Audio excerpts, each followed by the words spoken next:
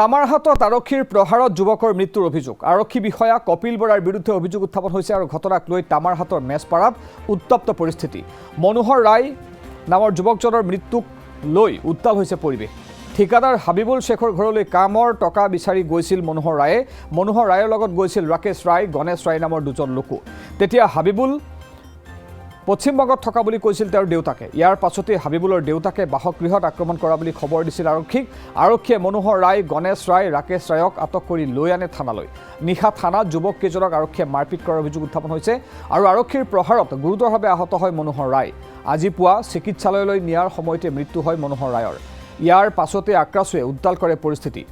আৰু ঘটনাৰ পাছতে তামাৰহাট থানাৰ আৰক্ষী বিষয়া কপিল বৰাক ৰিজাৰ্ভ ক্লোজ কৰিছে বিভাগে কপিল বৰা নামৰ এগৰাকী আৰক্ষী বিষয়াৰ প্ৰহাৰত মনোহৰ ৰায় নামৰ এজন যুৱকৰ মৃত্যু হৈছে তামাৰহাটত এই ঘটনাৰ পাছতে আক্ৰাছুৱে উত্তাল কৰি তুলিছে পৰিৱেশ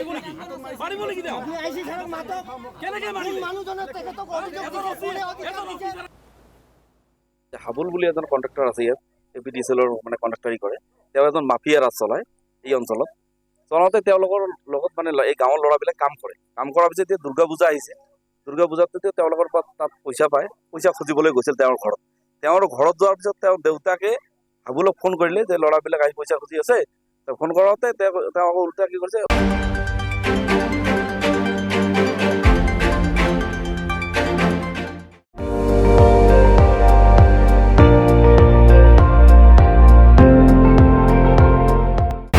আপুনি চাই আছে ND24